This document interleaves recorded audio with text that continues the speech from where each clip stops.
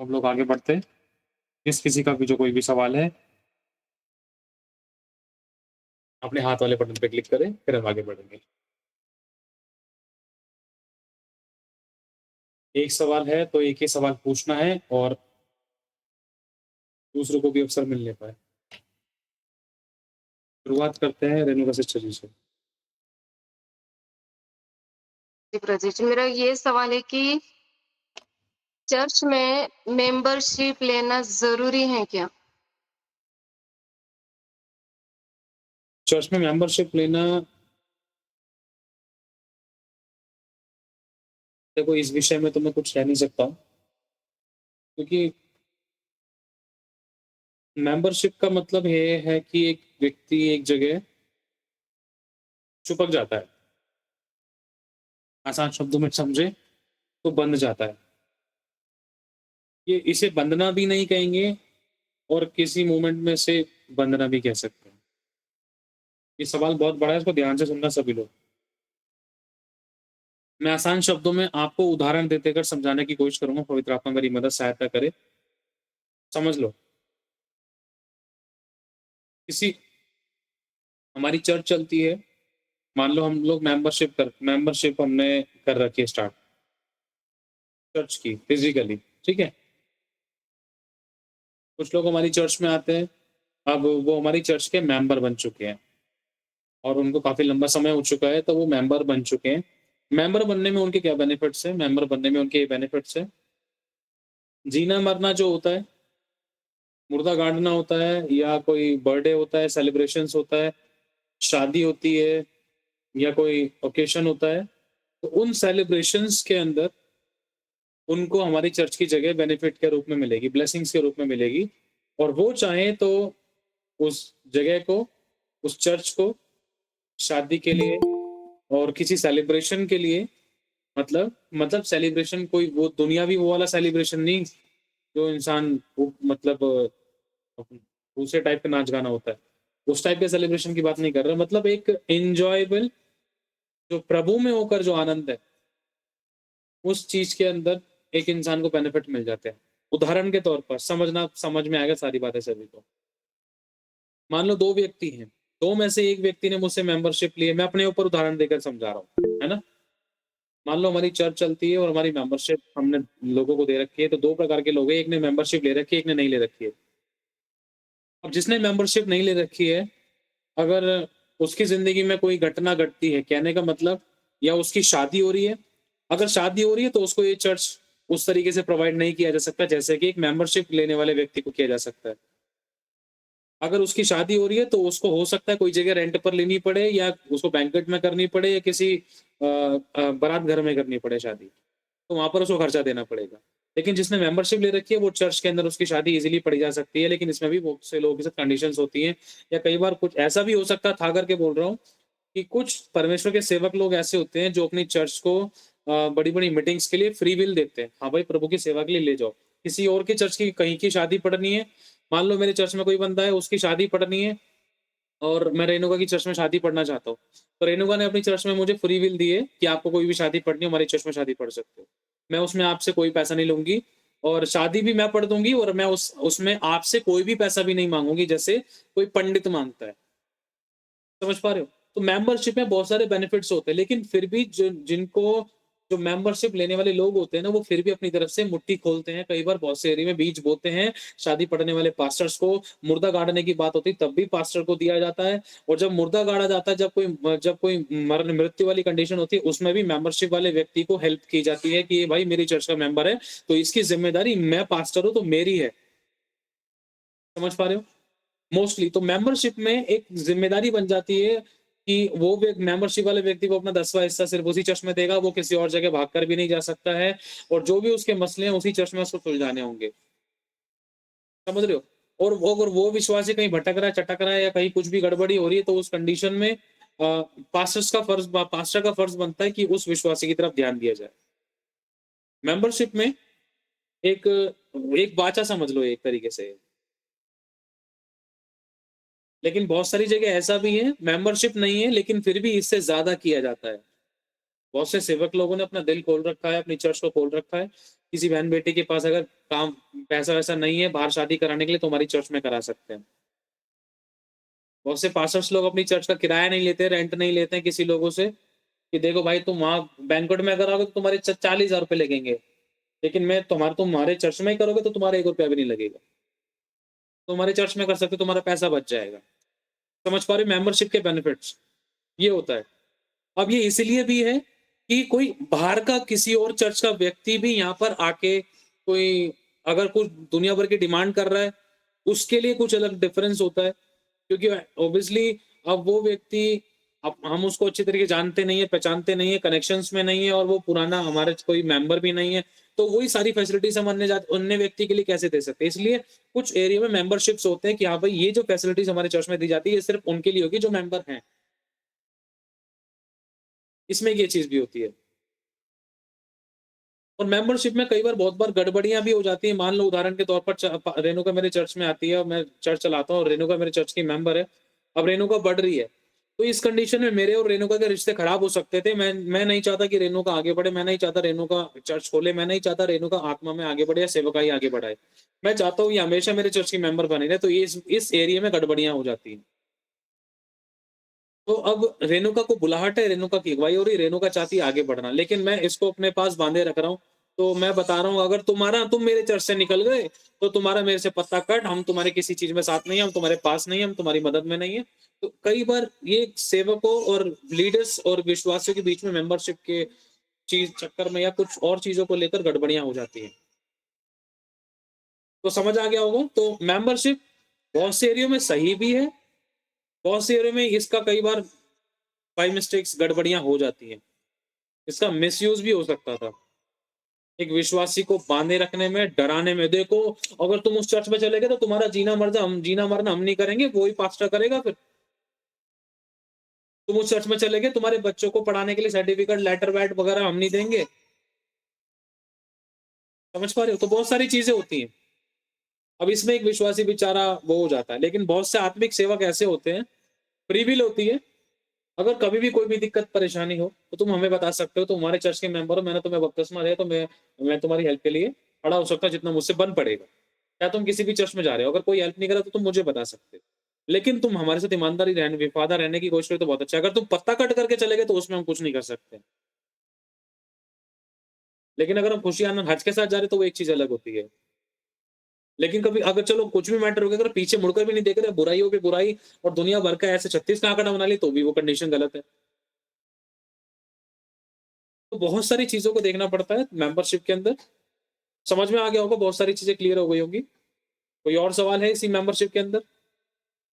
ताकि क्लियर किया जाए क्योंकि इसमें और सवाल उठ सकता है।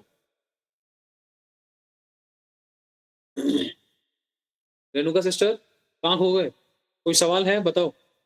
जी ब्रदर जी, ये जो सेकंड ऑप्शन आपने बताया ना कि सेवकाई की वजह से मेंबरशिप और पास्टर्स में ये प्रॉब्लम्स हो सकते थे। एक्चुअली यही इसी वजह से मैं जिस चर्च में जाती हूँ, मैं अभी तक मैंने इसीलिए नहीं लिया। मैं प्रभु को पूछ रही हूँ, प्रभु मैं मेंबरशिप लूँ?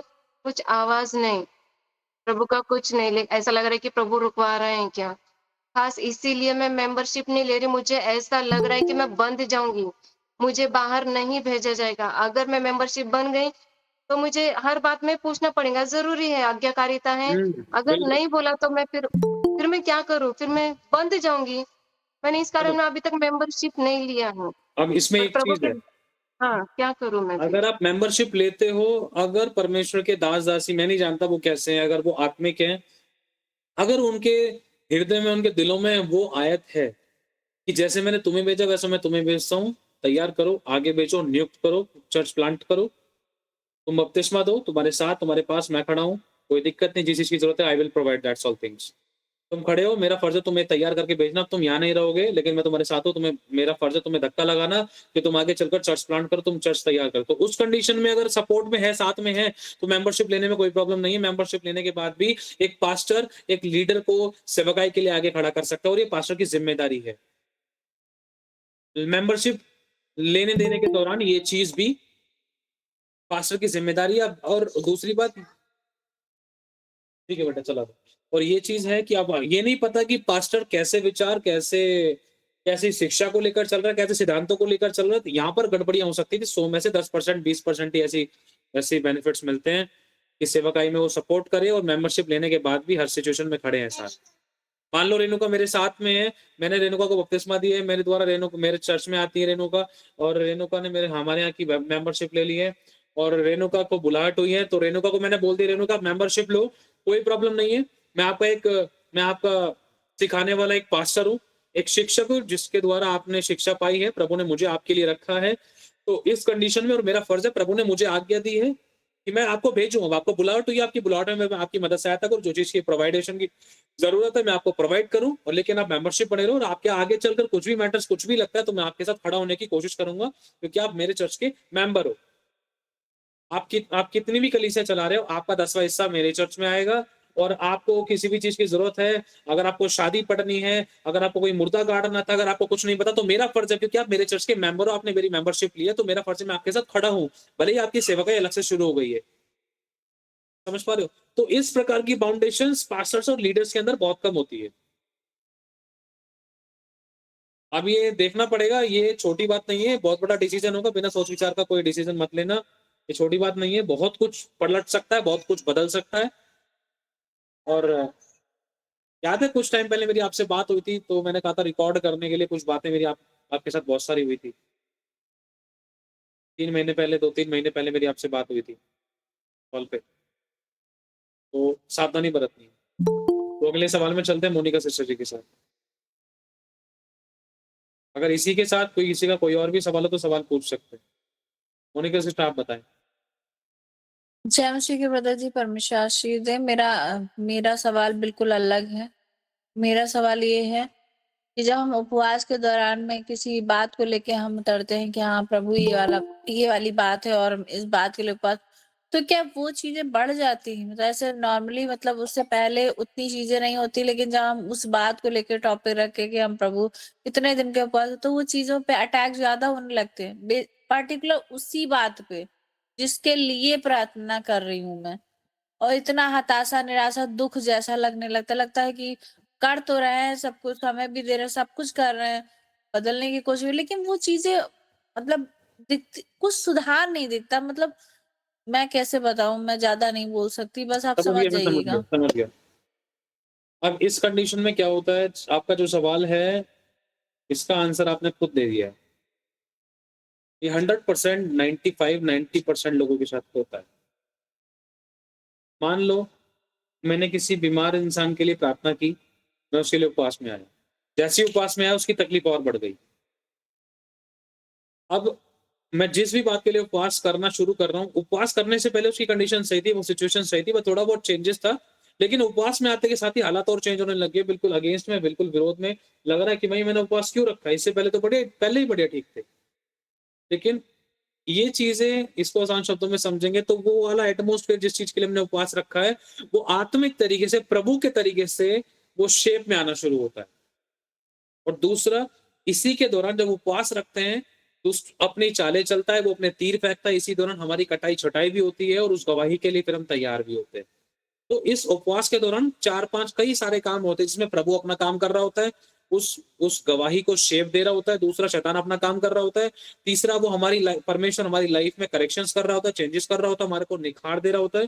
तो रियलिटी में 100% जिस चीज़ के लिए उपवास रखा है, वहाँ पर भी चेंजेस दिखाई देते हैं, कुछ नेगेटिव परिवर्तन दिखाई दे सकते थे, लेकिन हकीकत ये है कि वहाँ पर 100% पॉजिटिव महिमा में चेंजेस ज़रूर आएँगे। इस बात को याद रखना है। जिस बात के लिए आपने प्रेयर की है कि प्रभु उस व्यक्ति के लिए मैं उपवास में आता हूँ, इस भाई के लिए उपवास में आता हूँ, जैसे उपवास में हालत और बिगड़ने लग गए, लेकिन आपको डरना नहीं है। ये शैतान की स्टार्टिंग के जो जलते हुए तीर होते हैं, वो इन चीज़ों को हाइलाइट करता है कि देख तूने उपवास रखा, देख हालत और बिगड़ गई, इसने तो आज और बोल दिया, इसने तो आज और रोक दिए पैसे, इसने तो आज और प्रॉब्लम कर दी, ये क्या हो गया भाई? मैं तो प्रभु प्रार्थना करी, दुष्ट नहीं चाहता कि तुम प्रार्थना करो। तो ये कुछ शुरुआत के जलते हुए तीर ऐसे होते हैं जो बहुत लगते हैं धड़कते हुए, जो स्टार्टिंग में ही आपके विश्वास को तोड़ना, मरोड़ना, खराब करना चाहते हैं। जैसे पतरस को आंधी और तूफान दिखाई दे रहा था।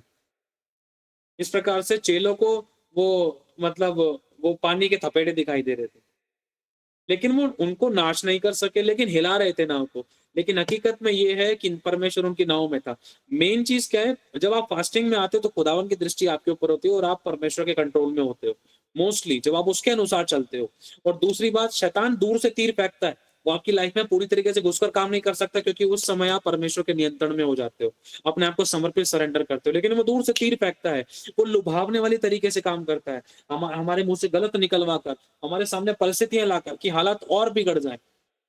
समझ रहे हो कि जिस चीज के लिए हमने उपवास रखा है, उस एरिया में कहीं ना कहीं हम गड़बड़ी देखें और उस चीज के लिए उपवास रखना छोड़ दें, या हम और कुड़कुड़ा या कुछ और गलत मुंह से निकल जाए, या फिर मतलब बिल्कुल या तो खुदा के ही विरोधी बन जाए कि ऐसा क्यों हुआ, मैं तो उपवास रखा था, ऐसा सही हो जाए, मैं तो उपवास रखा था कि मेरे पास झूठ ना निकले, मैं तो उपवास रखा था, विरोध ना करूं, कुड़कुड़ाऊं ना, बुड़बुड़ाऊं ना, यहाँ तो उपवास रखते के साथ ही मेरे मुंह से फालतू की बातें निकलने लग गई, मेरे सहन नहीं हुआ, नम्रता नहीं दिखाई, दीनता नहीं दिखाई, चार बातें और निकल गई।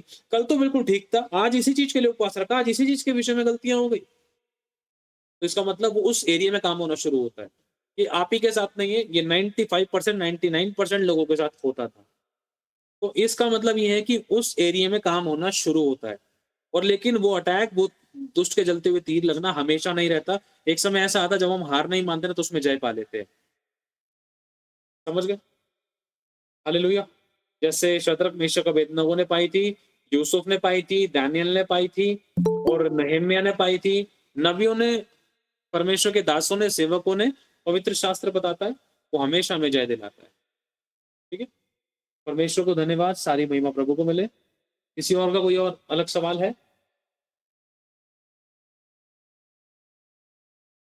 किसी और का कोई सवाल है? अरे पूछ लो, किसी को कुछ सवाल पूछना, फिर मत बोलना कॉल वॉल करके, मैसेज वैसेज करके। भाई अभी है तो टाइम, पूछ लो जो भी सवाल पूछना है। और पूछने के दौरान चुप लगानी है। एक बार सवाल पूछ लिया, पहले पूरा उत्तर सुनना है, बीच में रोक टोक नहीं करनी है। ठीक है? और धीरे धरना है। हाँ भाई, तुम्हारा भी कोई सवाल है क्या? यार मैं तो ऐसे देख रहा कि सारे सवालों का आंसर देने का। मेरा बापू, God bless you, thank you Holy Spirit. चलो हम आगे बढ़ते हैं, अगले सवाल में चलते हैं अपायता सिस्टर जी के साथ। प्यारा बच्चा। Praise the Lord. मेरा सवाल ये था कि कभी-कभी कंट्रोल के ऊपर मैं मैं चाहती हूँ कि हम कंट्रोल कैसे करें?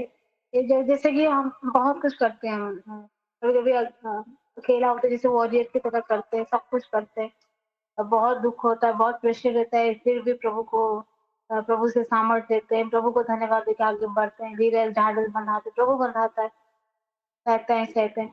तो जिन लोगों के लिए करते हैं, बहुत कुछ सैक्रिफाइस करते, बहुत कुछ छूट जाते हैं, फिर भी जैसे इन लोगों का भला हो, लेकिन कभी चाहते हैं, उनसे एक्सपेक्ट करते हैं कि बस कुछ नहीं चाहिए, बस वो समझे कि हाँ, यहाँ पे इतनी मेहनत हो रही है, इसकी वजह से यहाँ यहाँ पे अच्छा हो रहा है। लेकिन कोई समझता नहीं, 1 दिन गया, 2 दिन गया, कुछ नहीं होता, हाँ, चलो लेट गो क्योंकि हमें करने हम प्रभु के हैं। फिर कभी-कभी कंट्रोल नहीं हो पाता। उस टाइम पे हम खुद को कंट्रोल कैसे करें? जब किसी से कुछ भी छोटी से भी छोटी मतलब छोटी से भी छोटी सराहना तो नहीं चाहिए, तो छोटी से छोटी बस वो समझ, वो अच्छी बात, एक लफ्ज़ नहीं भी उस वो भी नहीं मिलता, तो हम खुद को कंट्रोल कैसे करें? तो आपका जो मेन सवाल है, फास्टिंग हो, चाहे आप पवित्रता में चलने का कोई निर्णय लिया हो, आज्ञा पालन में चलने की कोई बात की हो परमेश्वर से, या कोई वाचा रखी हो कि मैं अब इस प्रकार के अनुशासन में चलूंगी, लेकिन गिर जाते थे, कंट्रोल नहीं कर पाते थे, चाहे बात व्यवहार की है, चाहे चरित्र के, चाहे स्वभाव की है। ये सवाल है, क्या मैं गलत तो नहीं समझा, या कुछ और है दूसरे के प्रति? जी मतलब कंट्रोल मतलब क्रोध आ जाना मतलब दूसरों से क्यों हम जानते हैं दूसरों से उम्मीद नहीं लगानी, फिर भी हम उम्मीद क्यों लगाते हैं, फिर भी वो गुस्सा और क्रोध आ जाते हैं।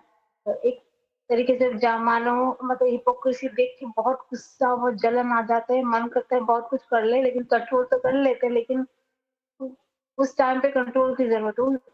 मैं चाहती हूँ कि मैं हर परिस्थिति में खुद को कंट्रोल कर सकूं, हर परिस्थिति में, समझ गए? ताकि मैं मसीह के लिए आगे बढ़ सकूं। देखो, जो ये चीज आपने बताई है, ये भी 99% क्या, पूरे 100% विश्वासियों के साथ था। इस बात से कोई नहीं बचा, मेरे साथ भी हुआ है। और ना चाहकर भी इंसान एक बार उम्मीद लगाता है, अपनों से या पड़ोसी से, अपने घर वालों से।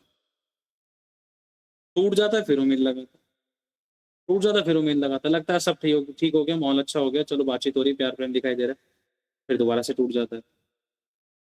एक और चीज़, अगर हम ध्यान से देखते हैं, जहाँ पर हम ज़्यादा भरोसा करने लगते हैं, अब सब ठीक चल रहा है, चलो थोड़ा-सा सहारा मिल जाएगा, फिर टूट जाता है। और इस चीज़ के अलावा अगर हम सामने वाले व्यक्ति जब हमारी इच्छा के अनुसार नहीं होते ना, तब हम कुड़कुड़ा जाते थे। सामने वाला व्यक्ति, सामने वाले भाई-बहन, व्यक्ति, एनीबॉडी, एक्स, वाई, ज़ेड, जब वो हमारी इच्छा के अनुसार जब नहीं होता ना, चाहे वो काम है, चाहे वो ज़िम्मेदारी सँभालना है, चाहे वो साथ खड़े होना है, चाहे हेल्प करना है, चाहे मदद सहायता करना है, जब वो हमारी इच्छा के अनुसार नहीं होता, तो ये मोमेंट ऐसा हो जाता है कि हम झुंझला जाते हैं या फिर कुड़कुड़ाहट हो जाती थी या विरोध की भावना निकल पड़ती थी। फिर मन में कई बार वचन से आंसर देने की बात आती है। यार वचन ऐसा कहता है, यार ये ऐसा कहता है, यार ये इतना भी नहीं कर सकते, वो इतना भी नहीं कर सकती, वो इतना भी नहीं कर सकता। इस दौरान कंट्रोल करना क्यों कठिन होता है? क्योंकि हम डिपेंड हो जाते हैं। जब आप किसी से आशा और उम्मीद लगाना बंद कर दोगे ना, हुँ, उदाहरण के तौर पर, आसान शब्दों में समझना, इस उदाहरण को ना अपनी उस लाइफ की हर एक एरिया में लेना। मैंने मोनिका सिस्टर को मैंने बोला कि सुनो, अब है ना मोनिका सिस्टर, आपको हमारे यहाँ पर आना है, हम आपको अथॉरिटी देंगे, हम आपको लाइसेंस देंगे, हम आपको चर्च रजिस्टर करके देंगे और हम आपको पदवी देंगे, हम आपको अच्छी जगह देंगे। बहुत सारी चीज़ हमने इनसे बोल दिया। और यही सेम चीज़ अगर मैंने इनसे नहीं भी बोला, तो हमारी कम्युनिकेशन में इन्होंने ऐसा महसूस किया कि हाँ, ये सब चीज़ मुझसे इनको प्रोवाइड होगी। अब इसमें एक चीज़ नज़र आ रही है कि ये मुझ पर भरोसा करने लग रहे हैं कि मेरे द्वारा ये सब चीज़ इनको प्राप्त होगी।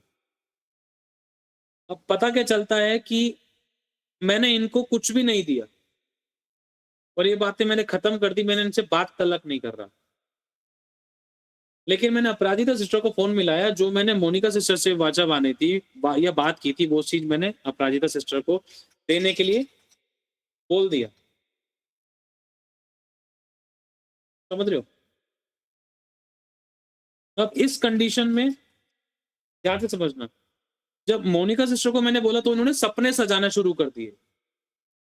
अब ऐसे होगा, ऐसे खड़े होना, ऐसे प्रार्थना करना, ऐसे संगति करना, ऐसे वचन पढ़ना, ऐसे सेवकाई, ऐसे ये वो, सो मेनी थिंग्स। लेकिन अचानक से मैंने सपनों पर पानी फेर दिया, मान लो मैंने इनको ब्लॉक कर दिया। अब इस कंडीशन में होता क्या है, इन्होंने मुझसे उम्मीद लगाई है, टूट गए। अब इनके मन से, इनके विचार, इनके शब्दों से बहुत सारे ऐसे अगेंस्ट के विचार, शब्द आने लगे। पहले सपना क्यों दिखा है? बोलते ही नहीं। क्या मैंने मांगा था तुमसे? उम्मीद, इच्छा क्यों जगाई? जब तुम्हें देना ही नहीं था, तुम्हें सपोर्ट करना ही नहीं था, जब तुम्हें हमारे साथ खड़ा होना ही नहीं था, तुम्हें मुझे खड़ा करना ही नहीं था, तो तुमने इतने सारे, क्या बोलते हैं इनको, इतने सारा शहद क्यों लगा दिया? भैया अगर जो चल रहा है चलने देते तो ज्यादा बढ़िया रहता। मैं तो सपने देखने लगी थी। तो इस कंडीशन में जब ये डिपेंड होने लगे कि there is somebody who can help me to improvement, जो मेरी मदद कर सकता है बढ़ने में, इम्प्रूव करने में, आत्मिकता में और सेवकाई के अंदर, तो ये अंदर से टूट गई, जिसके कारण इनके मन में मेरे लिए बहुत कुछ निकलने लगा। और जैसे ही मैंने उनको फोन किया, भैया मेरे से बात मत करो, मेरे को आपसे बात नहीं करनी है, आप ऐसी ऐसी बातें करते हो, आप बोलते हो बस, कुछ करते हो नहीं।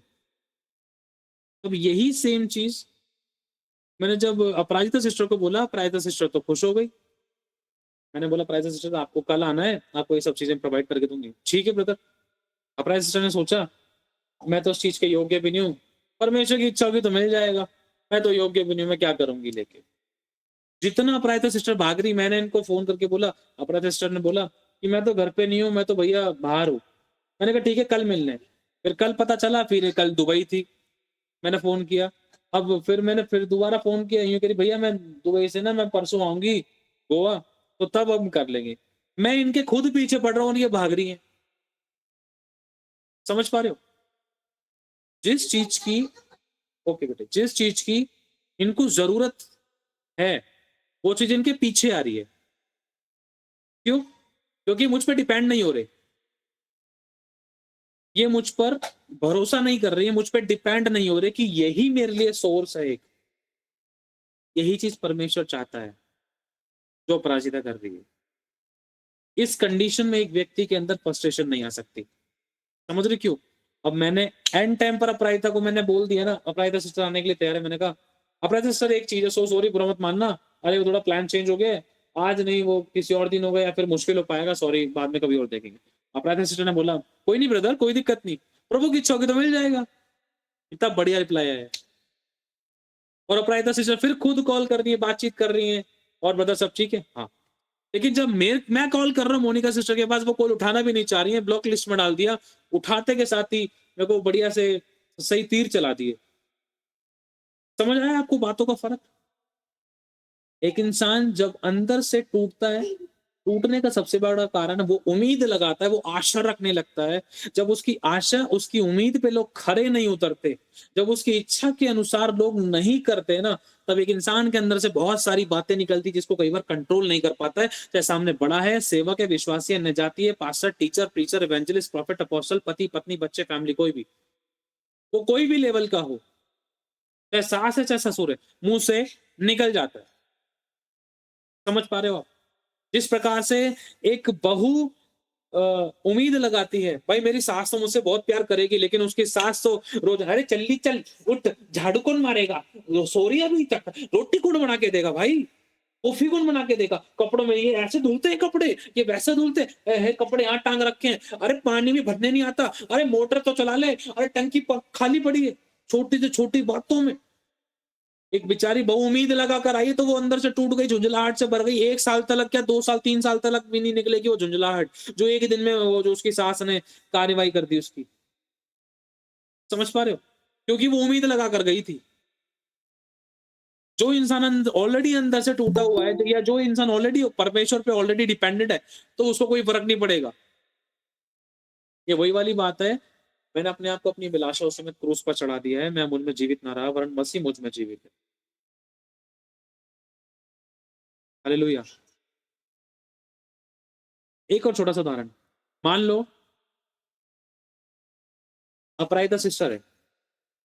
अब इन्होंने अपने हस्बैंड से बोला, या इनके हस्बैंड ने इनसे बोला, अरे आज रात को ना हम वो खाने चलेंगे, टिक्की खाने चलेंगे, पिज्जा खाने चलेंगे, बच्ची को भी लेके चलेंगे, हम खा पी के थोड़ा एंजॉयमेंट करके आएंगे तीनों, बाप बेटी और आप, तैयार है ना? हस्बैंड तो आए, आने के बाद बोल रहे मैं थक गया हूं, मैं नहीं जा रहा।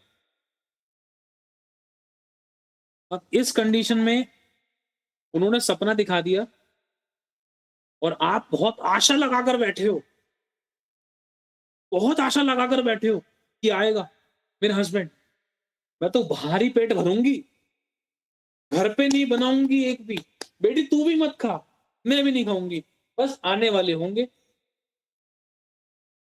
समझ पा रहे हो? बस वही सेटिंग हो जाती है, वही हिसाब किताब बिगड़ जाता है। समझ पा रहे हो आप लोग? पूरी तरीके से डिपेंड हो जाना, एक इंसान भी टूट जाता है। फिर हस्बैंड आता है, वो भी बेचारा अपनी जायज बता रहा है, उसको बॉस ने 2 घंटे और बैठने के लिए बोल दिया, बेचारा कुर्सी पे बैठे बैठे घूम रहा है, कमर दर्द हो गई, आया थका आ रहा, सॉरी आज नहीं जा पाएंगे, 2 घंटे लेट हो गया मैं, थोड़ा थक गया हूँ। तुम्हें लेट हो रहा तो तुमने पहले क्यों नहीं बताया? मैंने रोटी भी नहीं बनाई, मैंने खाना भी नहीं खाया, मैंने उसको भी नहीं खिलाया। तो ये फ्रस्ट्रेशन निकलना शुरू हुई।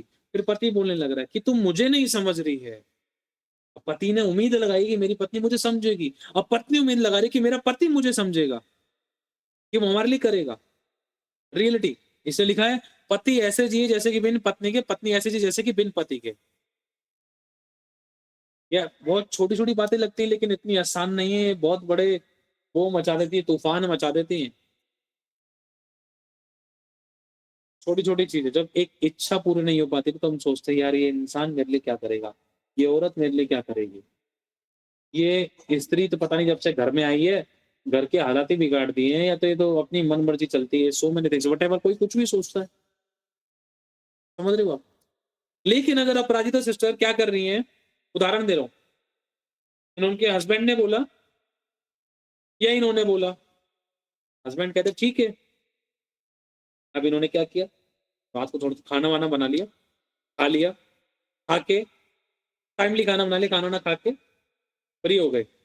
जब हस्बैंड आते हैं, तो हस्बैंड कहते हैं चलो, चलो बाहर चलते कुछ खा के आएँगे। जब इन्होंने डिपेंड नहीं हुए ना, इनके लिए रास्ते खुल गए और उस दौरान अगर इनका हस्बैंड मना भी कर दे ना तो भी कोई फ़र्क नहीं पड़ेगा। कोई बात नहीं मुझे पता था तुम मना कर दोगे इसलिए हम खा के बैठ गए।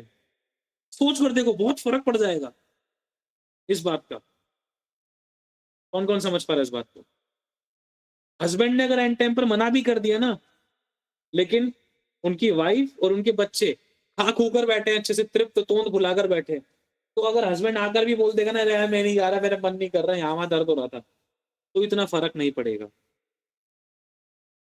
अगर पेट भरे में भी तुम जाने के लिए तैयार हो, अगर हस्बैंड जाने के लिए तैयार है ना, तो कोई प्रॉब्लम नहीं होगी। समझ पा रहे हो? एक छोटा-सा उदाहरण देना चाह रहा हूँ। जैसे मोनिका सिस्टर है, अब इन्होंने आशा लगाई कि भाई मेरे को गोलगप्पे खाने हैं, आज आप खिलाओगे। ठीक है, मैं खिलाऊँगी, मैं खिलाऊँगा। आज आप टाइम से आ जाना, मैं गोलगप्पे, टिक्की, भल्ले, पापड़ी बाहर ही खाऊँगी, मैं आज रोटी नहीं खा रही, मेरा बाहर खाने का मन है। ठीक है। अब इस कंडीशन में मोनिका सिस्टर ने कुछ भी नहीं खाया। अब हस्बैंड बोलते हैं भाई आज मैं लेट हो जाऊँगा और सच में वो लेट हो गए, रियलिटी जायज़ बात से वो लेट हो गए। थोड़ा बॉस ने काम ज़्यादा बोल दिया, है ना एक उदाहरण। अब बॉस ने काम ज़्यादा बोल दिया, अब मोनिका सिस्टर वेट करते भाई गोलगप्पे जैसा मुँह बन गया इनका। गुस्सा आने लगा, भाई ये कैसा पति है? अब भाई ना तो फ़ोन करके बताया और लेट भी कर दिया, अब तो गोलगप्पा वाला भी चला गया होगा। मैंने रोटी तलक नहीं बनाई, अब क्या करूँ मैं? इस कंडीशन में। इसका मतलब ये नहीं है कि हम अपने हस्बैंड वाइफ से बोल नहीं सकते। बोल सकते हैं, but there is no need to depend. कोई डिपेंड होने की ज़रूरत नहीं है। मिले तब भी थैंक्स, नहीं मिले कोई प्रॉब्लम नहीं। अब इसी उदाहरण को ना अपनी लाइफ की हर एक एरिया में लगा लेना। पत्नी के साथ, पति के साथ, बच्चों के साथ, माता-पिता के साथ, सास के साथ, ससुर के साथ, जमाई के साथ और जो भी रिश्ते नाते होते हैं, देवरानी-जेठानी जो भी, समझ रहे हो? तो सभी चीज़ों के साथ। मान लो अब रेणुका सिस्टर है, अगर अपनी देवरानी-जेठानी मुझे नहीं पता देवरानी शायद बहन-वहन होती होगी, लड़के की बहन होती है, पता नहीं जो भी है। तो क्या कहते हैं, अब रेणुका सिस्टर की भाई ज्वेलरी है, सोना-चांदी इनके पास दुनिया भर का पड़ा है। अब लड़के की बहन ने बोल दिया, "अरे भाभी आपके पास तो इतने सारे ज़ेवरात हैं, मेरे को दे दो, आज अपना नेकलेस दे दो, कुछ टाइम बाद ले लेना।" हम उम्मीद लगाने लगी। अब जिस टाइम उन्होंने माँगा उस दिन शादी पड़ गई, उस दिन इनको जाना पड़ गया। वही पहन के जाना पड़ गया। अब पता चला उन्होंने फ़ोन किया, "भाभी जी कहाँ पर हो? मैं आपके घर पर आई थी। मैं घर पर आई थी और मेरे को वो नेकलेस चाहिए था।" "अरे! मैं तो यहाँ पर हूँ।" "अरे भाभी जी मैं तो उसी के सेट का मैं सूट वग़ैरह लेकर आई हूँ। आपको मना करना था तो पहले ही मना कर देते।" अब बहन मैं क्या करूँ? मेरे को अचानक शादी में जाना पड़ा। आपके भैया से पूछ लो, अचानक जाना पड़ गया। अब मैं क्या करूँ? वही उनको वो पसंद आता है, वो मैं पहन के चल पड़ी। रेणुका करना नहीं चाहती है किसी का हर्ट, किसी का दिल नहीं तोड़ना चाहती है। लेकिन सामने वाला इस बात को इस तरीके से लेकर गया है। कई बार ऐसा भी होता है। अब उसने मुँह बना लिया है कि रेणुका से बात नहीं करनी, रेणुका तो अपनी कोई चीज़ भी नहीं देती है, कुछ कोई सूट नहीं देती है, कुछ अच्छी पहनने की चीज़ माँगो तो मुँह बना लेती है, एक की 4 लगाना शुरू। तो जिसकी वजह से अब उनके मुँह से ऐसी बातें निकलती, भले ही रेणुका उनके लिए कितना भी बढ़िया मिठाई का डब्बा, काजू कतली ला के रख दे, लेकिन उनके मुँह से वही निकलने हैं। क्या निकलने हैं? ऐसे ही शब्द निकलने हैं। तो कई बार ऐसा होता है जब हम किसी व्यक्ति पर डिपेंड हो जाते हैं ना या आशा या उम्मीद लगाने लगते हैं, उस दौरान हम कई बार टूट जाते हैं, जब हद से पार हो जाता है ना तो मुँह से अच्छे शब्द निकलने शुरू होते हैं और वो निकालना हम चाहते नहीं हैं। वो हमारे अंदर की एक वो होती है, एक डिपेंडेंसी होती है कि हम डिपेंड हुए ना, इस व्यक्ति पे भरोसा किया था, ये मेरी एंड टाइम पर 4 लाख की मदद कर देगा। इसके भरोसे से तो मैंने वो काम कर लिया, अब इसने हाथ खड़े कर दिया तो मैं क्या करूँ? आज के बाद तेरी शक्ल नहीं देखूंगा मैं, चला जा मेरे सामने से। क्यों भाई? तुम डिपेंड क्यों हुए? समझ पा रहे हो? कभी डिपेंड नहीं होना किसी भी व्यक्ति पर, अपने भाई तलक पे भी नहीं, अपनी पति पर भी नहीं, अपनी पत्नी पर भी, किसी व्यक्ति पर डिपेंड नहीं होना कि कोई आपके लिए कुछ करेगा। किसी से कुछ पाने की आशा के लिए भी नहीं। हमेशा ये सोचना आप आए हो आपको दूसरों के लिए करना है। और इस चीज का ध्यान रखना, कोई आपको नहीं समझ सकता था, आप दूसरों को समझोगे। लोग आपसे ये उम्मीद लगाते हैं। और एक और चीज बता रहा हूँ, जिंदगी का सच है, आप कभी किसी दूसरे व्यक्ति को जो आपके सामने है, चाहे आपके घर का, परिवार का, फैमिली परिवार, कलीसिया कहीं का भी है, किसी भी व्यक्ति को अपने समान मत समझना कि जैसे आप सह लेते हो, जैसे आप चुप लगा लेते हो, जैसे आप क्षमा करते थे, जैसे आप दया करते थे, वैसा सामने वाला भी कर देगा। किसी के साथ इतना लॉयल मत रहना कि जैसे आप चलो, अरे कोई नहीं ले जाओ किचन, अरे जाओ किचन में से ले जाओ जो भी खाना हो, अरे लो मेरी अलमारी में से ले जाओ। अंधा भरोसा। आप दूसरों को अपने समान समझ लेते हो, लेकिन नहीं पता कि आप जिसको समझ रहे हो वो आपके समान नहीं है। इस वजह से इंसान ठोकर खाता है, टूट जाता है और धोखा खाता है। बहुत बार इसी तरीके से विश्वासी तोड़ और भटके जाते हैं। समझ गए? हालेलुया। तो ब्रदर सिस्टर कुछ कहीं कुछ और तो नहीं सवाल पूछा था, ऐसे ही कुछ था क्या? ये सब कुछ सही था ब्रदर जी, सब कुछ वैसा ही सब सेम चीज़ें होता था, आपने बिल्कुल सही आंसर भी दिए। लेकिन ये सारी चीज़ें जो आपने पे डिपेंड है, ये प्रभु ने पीस-पीस के ना, मैं पीस-पीस के ये सब चीज़ों से ऊपर आ चुकी हूँ। एक सिंगल चीज़ के लिए भरोसा भरोसा नहीं रखती, लेकिन उससे भी ऊपर लेवल का होता था, क्योंकि मतलब दूसरी ऐसे चालों में फँसा देता है कि मैं बता नहीं सकती। देखो मतलब एक ये मैं उन्हीं छोटा सा वही उदाहरण देता हूँ। वही अपने एक फ़ायदे के लिए बुलाएँगे, उन्हीं के फ़ायदे के लिए करोगे, फिर वो ही उन्हीं के बातों में आपको फँसा देंगे। तो अजीब मतलब समझ से बाहर हो जाता है कभी-कभी। देखो एक उदाहरण देता हूँ, ध्यान से सुनना। सुनो, मेरी वाइफ के साथ, हमारे साथ बहुत बार हुआ है। मेरे भाई का कई बार कुछ खाने का मन हुआ, या तो मैं भूल गया या मेरे ध्यान से उतर गया, मैं नहीं ला पाया। वही चीज़ मेरी वाइफ ने बोला तुम नहीं लाए ना, मैंने तुमसे माँगा था, ये खाने के लिए लाना, वो खाने के लिए लाना, मैं नहीं लाया, ध्यान से उतर गया, या कोई भी रीज़न था। लेकिन वही चीज़ जब मेरी वाइफ ने परमेश्वर के सामने रखी तो उसको प्रभु से मिल गया। और जो चीज़ मैंने मेरी वाइफ को परचेज़ करके नहीं दी, वो चीज़ मेरे प्रभु ने मेरी वाइफ को कई बार गिफ्ट में खिलाई है।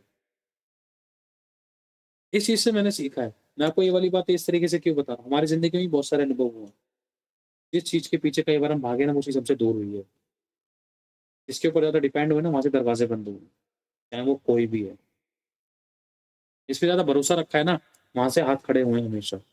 जिसको अपना समझा है ना, समझ लो कि ऐसे खड़े-खड़े ऐसे हो जाता है ना अनजान। तो बस यही चीज़ है, मेरी वाइफ़ भी, आप लोगों को पता है मैंने कितनी बार शायद पहले बताया होगा, मेरी वाइफ़ को भी ये कहता हूँ, मुझसे पहले नहीं, मेरे से पहले परमेश्वर से बोल जो चाहिए। इसका मतलब ये नहीं कि वाइफ़ हस्बैंड से नहीं कह सकती, कहना चाहिए, लेकिन but no need to depend. कह सकती है, मेरा आज ये खाने का मन कर रहा है, कह सकती है, इस बात को गलत मत लेना। एक हस्बैंड कह सकता है कि भाई मेरे को ना कोई अच्छे कपड़े चाहिए, आप मेरे को अपनी पसंद से कपड़े दिलाओ, या मेरे को दिलाओ क्या कहते हैं, या मुझे कुछ खाने का मन कर रहा है ये बनाओ, या आज चलो बाहर खाने चलते हैं, या आज आप मुझे ये खिलाओ, या आज आप मेरे लिए ये बनाओ। कह सकते हैं, हमारा फर्ज़ है, हमारा रिश्ता है, पर इतने नहीं खो जाना कि खुदा को भूल जाएँ, प्रोवाइडर को नहीं भूलना, ठीक है? जब आपको लग रहा है ना कि आपकी इच्छा के अनुसार सामने वाले व्यक्ति ने कहा तो था या नहीं भी कहा था, या आपने उससे कहा था लेकिन वैसा नहीं हुआ, तो समझ लेना कि कहीं न कहीं हमने परमेश्वर से नहीं बोली ये वाली बात। प्रभु आप करें, आप उसके मन में डालें, या आप तैयार करें, या आप रास्ते खोलें, आपकी जो मर्ज़ी पूरी करें, लेकिन मेरा मन कर रहा है प्रभु, अगर तुझे सही लगता है तो मुझे खिला, तुझे सही लगता है तो मुझे पिला, तुझे सही लगता है तो तू लेकर चल। ऐसा क्या है जो खुदा नहीं कर सकता? ये तरीका है अपने पिता को हर एक एरिया में पहले रखने का। हालेलुया! God bless you. सारी महिमा प्रभु को मिले। तो जल्दी से संजना सिस्टर।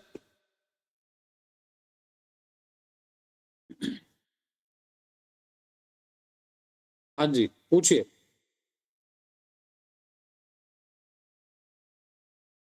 जल्दी से, जल्दी से। जय मसीह पास्टर जी, मुझे ना बस एक वचन में प्रॉब्लम हो रखी है। वचन है नीति वचन का। एक सेकंड, अभी बताता हूँ। हाँ, तो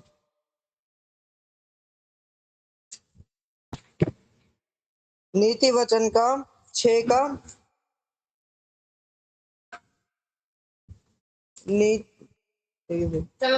नीति वचन 6 का 27। ये समझ नहीं आ रहा है। क्या हो सकता है कि कोई अपनी छाती पर आग रख ले और उसके कपड़े ना जले? क्या हो सकता है कि कोई अंगारों पर चले और उसके पाँव ना झुलसे? आखिर इसका मतलब क्या है? समझ इसका ना पूरा अर्थ इसके आगे वाली आयत में, एक बार अगली वाली आयत पढ़ो। इसलिए जो कोई पराई स्त्री के पास जाता है उसकी दशा ऐसी ही होगी, वरन जो कोई इसको छुएगा वो दंड से ना बचेगा। इसका उत्तर है ना, यही है ना, यही लिखा है ना जो मैंने बताया, या कुछ और है? यही है ना, ठीक है। तो इसका ना, इसका जो उत्तर है, इसका जो निचोड़ है वो इन आगे वाली 2 आयतों में है। मतलब प्रभु ये कहना चाह रहा है, अगर तुम लोगों ने ये गलती की बेटी, अगर तूने ये गलती की बेटे, तो ऐसा नहीं हो सकता कि तू आग में हाथ लगाए और हाथ ना जले। मतलब वो पाप है ना, ऐसा नहीं हो सकता बेटे तू वो पाप कर ले और तुझे उसका दंड ना मिले। मतलब प्रभु समझाना चाह रहा है, प्रभु बतलाना चाह रहा है उदाहरण देकर कि बेटे अगर तू किसी पराई स्त्री को छुएगा तो दंड से ना बचेगा। क्या हो सकता है कि एक व्यक्ति आग पर चल रहा है और उसके पांव ना झुलसे? क्या हो सकता है एक व्यक्ति आग में हाथ लगाए और वो ना जले? तो इसी प्रकार से अगर कोई व्यक्ति पाप कर रहा है, किसी स्त्री पर कुदृष्टि डाल रहा है, अगर कोई उसको गलत धारणाओं से छू रहा है, तो वो दंड से ना बचेगा। मतलब परमेश्वर बताना चाह रहा है कि ये पाप की मजदूरी है। जिस प्रकार से आग में हाथ रखने से हाथ जल जाता है, ये उसका परिणाम होता है। उसी प्रकार से जब कोई व्यक्ति कोई भी ऐसा गुनाह करता है जिसका परिणाम दंड है या कोई तकलीफ है, तो वो उसकी इंसान की जिंदगी में होती थी। वो दंड किसी भी प्रकार से एक व्यक्ति की जिंदगी में आ सकता था। तो परमेश्वर कहना चाह रहे बेटे, या अगर बेटे सभी लोग ध्यान से सुने इस बात को, कि अगर कोई भी व्यक्ति अगर कोई भी गुनाह कर रहा है, तो वो ये ना सोचे कि मैं गुनाह करके बच जाऊंगा। प्रभु कहता है गुनाह करके एक इंसान नहीं बच सकता है। जिस प्रकार से आग में हाथ डालकर इंसान नहीं बच सकता है, उसी प्रकार से गुनाह से भी नहीं बच सकता, क्योंकि पाप की मजदूरी तो मृत्यु है। हालेलुया, समझ आ गया? ये कुछ उदाहरण देकर परमेश्वर ने पहले समझाया, ताकि वो उदाहरण है। क्या हो सकता है कि कोई व्यक्ति अंगारों पर चले उसके पांव ना झुलसे? क्या हो सकता है अगर कोई व्यक्ति किसी पराई स्त्री को गलत दृष्टि से या गलत हाथ से छूता है, उसको छूता है, तो वो दंड से ना बचे? ऐसा हो सकता है ना? तो एक उदाहरण दे रखा है परमेश्वर ने। परमेश्वर कई बार है ना बहुत गहरी गहरी बातों को ना उदाहरणों के द्वारा समझाता है, आसान शब्दों में। जैसे यीशु मसीह ने बीजों के बारे में बताया था, कुछ बीज मार्ग के किनारे गिरे, कुछ बीज पथरीली भूमि पर गिरे, कुछ बीज झाड़ियों में गिरे, कुछ बीज अच्छी भूमि पर गिरे। चेले पूछ रहे इसका मतलब क्या है? तो प्रभु ने बताया बीज है ये, और खेत है ये, झाड़ी है ये, पत्थर है ये। उदाहरण दे देकर समझाया प्रभु यीशु ने, है ना? तो ये भी एक उदाहरण है जिसका जिसका परमेश्वर ने अर्थ बाद में, जिसको परमेश्वर ने बाद में क्लियर कर दिया है। परमेश्वर का मेन इन शुरुआत की इन 2 बातों को लिखने का सबसे बड़ा कारण ये है कि कोई भी व्यक्ति इस प्रकार के व्यभिचार, इस प्रकार के पाप को ना करे। अगर वो करता है तो इसके कारण वो अपनी जिंदगी में दंड पा सकता था। वो दंड किसी भी प्रकार का हो सकता था। हालेलुया, समझ आ गई ब्रदर? गॉड ब्लेस यू, प्रभु बहुत आशीष दे। अगला सवाल किसी को कुछ करना है, कुछ पूछना है, कोई वचन पूछना है, कोई क्लियर करना है, किसी चीज का अर्थ जानना है? प्रभु हमारी मदद करेंगे। सचिन सिस्टर पूछिए।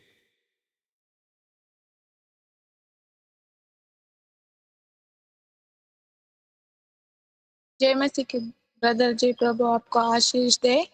मेरा सवाल ये है ब्रदर जी, अगर कोई बीमार है मेरे मोहल्ले में, अगर मुझे किसी ने प्रार्थना टॉपिक नहीं दिया है, लेकिन उसकी हालत बहुत बहुत ही खराब है, अगर मुझे ऐसे ही मुझे दूर से ही पता लगा कि उसकी हालत बहुत खराब है, तो क्या मैं उसके लिए घर में प्रार्थना कर सकती हूँ उसका नाम लेकर ब्रदर जी? ये मेरा सवाल है। हाँ जी, बिल्कुल, ये 100% आप प्रार्थना कर सकते हो और 100% प्रभु आपकी प्रार्थनाओं को सुनकर 100% उत्तर भी देगा, है ना? क्योंकि वचन भेजा जाता है आपके मुँह से जो निकलेगा, जो समुद्र से समुद्र तक जाकर काम करता है। तो सूबेदार ने कहा था कि प्रभु तू यहीं से हाँ और आमीन कर दे, घर बैठा मेरा सिपाही चंगा हो जाएगा।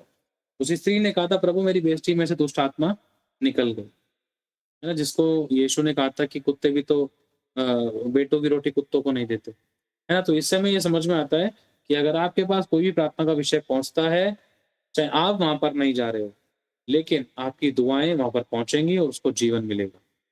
आपको 100% करनी चाहिए, हमारा ये फ़र्ज़ है। आपके पास प्रार्थना का विषय पहुँचा है, तो उसका मतलब प्रभु आपसे और हमसे चाहता है कि उस चीज़ के लिए प्रार्थना करें और उसका अच्छा उत्तर लोगों की ज़िंदगी में आए और लोग उद्धार पाएँ, अनंत जीवन पाएँ और नरक से बचाए जाएँ।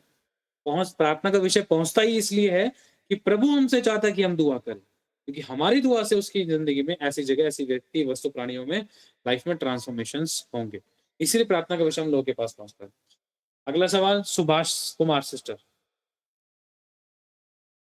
जय मसीह की भैया, मैं कहना चाहती हूँ कि मैं जो प्रभु के नहीं जानती थी तभी मेरी हालत ऐसी थी। वो प्रभु में स्वीकार किया, प्रभु के जानने बाद मेरे इतना तकलीफ, इतना हर चीज घर में कुछ भी नहीं रह जाती है, ना खाना ना रुपया कौड़ी कुछ भी नहीं, लेकिन परेशानी बढ़ते जा रही, बीमार हुए हर चीज में। भैया तो ये क्या समस्या है, मैं ये सवाल पूछना चाहती। मतलब आप बार-बार बीमार पड़ रहे थे? बीमार भी हो जाती थी, मेरे घर में सब लोग बीमार हो जाती थी, और खाने भी कुछ भी कमा के लाते वो भी बचता नहीं, ना पैसा ना धन ना कुछ भी, ना एक भी अन्य घर में रहने जाती। पता नहीं क्या मेरे साथ हो रहा। ने देखो कुछ चीज़ प्रभु के नहीं जानती थी तब वो, और अभी देखो, कुछ चीज़ ऐसी होती है जो प्रार्थना के द्वारा जाती है, कुछ ऐसी चीज़ होती है जो उपवास के द्वारा जाती है, कुछ ऐसी चीज़ होती है जो प्रोफेटिक वर्ड जब दिया जाता है उसके द्वारा जब डिलीवरेंस किया जाता है, डिलीवरेंस होता है जब प्रोफेसीज़ के दौरान, तब छुटकारा मिलता है। और कुछ चीज़ें ऐसी होती है जहाँ पर पश्चाताप की ज़रूरत होती है ताकि खुदा काम कर सके पूरी तरीके से। और कुछ चीज़ें ऐसी, कुछ परिस्थितियाँ ऐसी होती है जहाँ पर आपको अपने हिस्से के काम करने हैं, आज्ञा पालन में चलना है। तो ये 4 से 5 चीज़ें ऐसी होती हैं जिसके द्वारा एक इंसान की ज़िंदगी में पूर्ण छुटकारा आता है। और जब इनमें से अगर एक चीज़ के द्वारा काम नहीं हो, दूसरी द्वारा अब प्रोफेटिक वर्ड दिया जाता है, तो इसका ये बेनिफिट है, अगर लाइफ में किसी ज़िंदगी में घर में पुराने पुरखा से कोई श्राप था, तो उस श्राप को भी तोड़ा जा सकता है। परमेश्वर जब रिवील करता है, तो तब भी एक इंसान को छुटकारा प्राप्त होता है। ठीक है? और एक और चीज़, एक इंसान जब बार-बार गलत अंगीकार करता है, तो उसका भी बैड इफ़ेक्ट पड़ता है घर परिवार में। चाहे वो कितने महीने, कितने सालों तक का। तो ये 5, 6, 7 तरीके हैं जिसकी वज़ह से एक इंसान की ज़िंदगी में पुरानी समस्याएँ चली आती थी और उससे छुटकारा नहीं मिलता था प्रभु को जानने के बाद भी। और एक और चीज़, हाँ, कई बार परमेश्वर के जो सेवक लोग हैं या अभिषिक्त लोग हैं, उनको कई बार प्रार्थना करने की घरों में ज़रूरत पड़ जाती है कि इस व्यक्ति का छुटकारा उसके घर में प्रार्थना करने के द्वारा ही होगा। कई बार परमेश्वर की मर्ज़ी के अनुसार ऐसा भी हो सकता है कि किसी व्यक्ति के ऊपर हाथ रखकर उसको डिलीवर किया जाए। तो अलग-अलग तरीके की चीज़ें हैं, लेकिन एक व्यक्ति हमेशा स्वतंत्र ज़रूर होता है, बस वो ओबीडियंस मतलब आज्ञा पालन में चले और जैसा बताया, समझाया, सिखाया जा रहा है उसके अनुसार काम करे, तब।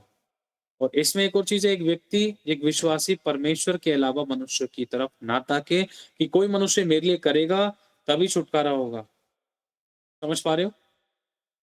इस बात को याद रखना है कि कोई मनुष्य मेरे लिए करेगा तभी छुटकारा होगा, ये वाली बात मन में नहीं रखनी है। ये सोचना है कि परमेश्वर के लिए कोई भी काम कठिन नहीं है, बस अपने हिस्से के काम करते रहो, कहाँ आज्ञा पालन करना है, कहाँ उपवास में आना है, अपने सारे के सारे तरीके अपनाओ, कहीं न कहीं आपको डिलीवरेंस मिलेगा। और जब लगता है कि कुछ और तरीका है, तो परमेश्वर किसी न किसी व्यक्ति को खड़ा करेगा, उपवास में आओ, प्रार्थना में आओ, प्रभु के सामने रखो, प्रभु किसी न किसी को आपके डिलीवरेंस के लिए, छुटकारे के लिए खड़ा करेगा। जय मसीह भैया, मैं जब से प्रभु के मैं पाया तब से मैं एक भी मूर्ति के पूजा भी नहीं करती हूँ, ना मंदिर में जाती हूँ। मेरे घर में कोई विश्वासी नहीं है, लेकिन मेरे खानदान कोई विश्वास नहीं, मैं भी विश्वास खाली है तो मेरे विरोध कर रहा कि मसीह में हो गया वो है। लेकिन मैं ग्रहण किया प्रभु के कि मुझे प्रभु चुना, तो मैं वो के मुझे अच्छा भला किया, तो मैं प्रभु के अलावा कोई के नहीं मान सकती। मुझे चाहे विरोध करो चाहे सताव करो, लेकिन मेरे घर में अब पति है जो मैं सब लोग मिलके प्रभु के सेवा करने भी विश्वास करते, लेकिन भवन नहीं जाती। मेरा विश्वास है कि पति भी जाए लगेगा, सब जा रहे। बिल्कुल, बिल्कुल। मेरे आपके प्रार्थना विश्वास से करना कि नहीं। जी सुनो मेरी बात, आपके विश्वास से आपका घराना उद्धार पाएगा, बस आपको बने रहना है, आपको इसी विश्वास में दृढ़ रहना है कि चाहे कोई कुछ भी हो जाए, चाहे हालात कैसे भी, परिस्थिति कैसे भी, चाहे कोई फ़ेवर है या नहीं है, लेकिन मुझे प्रभु को नहीं छोड़ना, प्रभु में बने रहना है, धीरज रखना है और मुझे और आज्ञा पालन में बढ़ना है, वचन में, प्रार्थना में और आराधना में और घोषणा करने में और उपवास में। अपने आप को रखने की, परमेश्वर की संगति, उपस्थिति में रखने की पूरी-पूरी कोशिश करनी है। सरगर्मी दिखाने की आपका प्रेम ठंडा ना हो, क्योंकि अब आपको जड़ बनाया प्रभु ने, तो वो शैतान आप ही को हिलाना चाहता था। क्योंकि प्रभु को पता है कि आपके द्वारा आपके घराने का छुटकारा होगा, क्योंकि खुदा ने वचन दिया है ना? अब शैतान इस वचन को जानता है, शैतान उसी व्यक्ति के पीछे पड़ जाता है जिसके द्वारा छुटकारा होना है। तो आपको डरने की ज़रूरत नहीं है, आपको हिलना नहीं है, आपको कमज़ोर नहीं पड़ना, खुदा आपके साथ में है। ठीक है? चिंता मत करो, प्रभु आशीष दे, सारी महिमा प्रभु को मिले। अगला जल्दी से कमला रानी।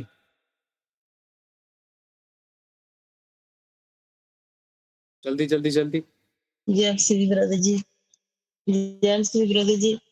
और मेरा सवाल भी और मेरे प्रे पॉइंट ਵੀ ਹੈ ਜਿੱਦਾਂ ਮੇਰੇ ਦੇਵਰ ਦਾ ਬੇਟਾ ਆ ਤੇ ਉਹ ਨਸ਼ੇ ਬਹੁਤ ਕਰਦਾ ਆ ਜਿੱਦਾਂ ਬਹੁਤ ਜ਼ਿਆਦਾ ਪ੍ਰਾਰਥਨਾ ਵੀ ਅਸੀਂ ਕਰਵਾਈਆਂ ਉਹਦੇ ਲਈ ਅਸੀਂ ਜੀ ਘਰੇ ਵੀ ਆ ਕੇ ਪ੍ਰਾਰਥਨਾ ਕਰਕੇ ਜਾਂਦੇ ਸਮਝਾਉਂਦੇ ਵੀ ਬਹੁਤ ਆ ਪਰ ਉਹ ਦਿਨ ਪਰ ਦਿਨ ਜ਼ਿਆਦਾ ਹੀ ਵੱਧਦਾ ਜਾ ਰਿਹਾ ਆ ਤੇ ਸਾਨੂੰ ਟੈਨਸ਼ਨ ਦੇ ਵਿੱਚ ਬਹੁਤ ਜ਼ਿਆਦਾ ਅਸੀਂ ਜਿੱਦਾਂ ਤੁਸੀਂ ਉਹਦੇ ਲਈ ਦੁਆ ਕਰੋ ਤੇ ਬਾਕੀ ਉਹ ਆਪਣਾ ਮਨ ਨਹੀਂ ਬਦਲਦਾ ਹੈਗਾ ਇੱਥੇ ਅੱਗੇ 100 उसके 300 ਦਾ माँ-बाप ਨਸ਼ਾ ਕਰਦੇ उसके ਸੀ माँ-बाप उसकी 2000 फैमिली ਦਾ में 3000 ਦਾ सुनो, उसके माँ-बाप उसकी फैमिली में कौन विश्वास में? ਹਾਂਜੀ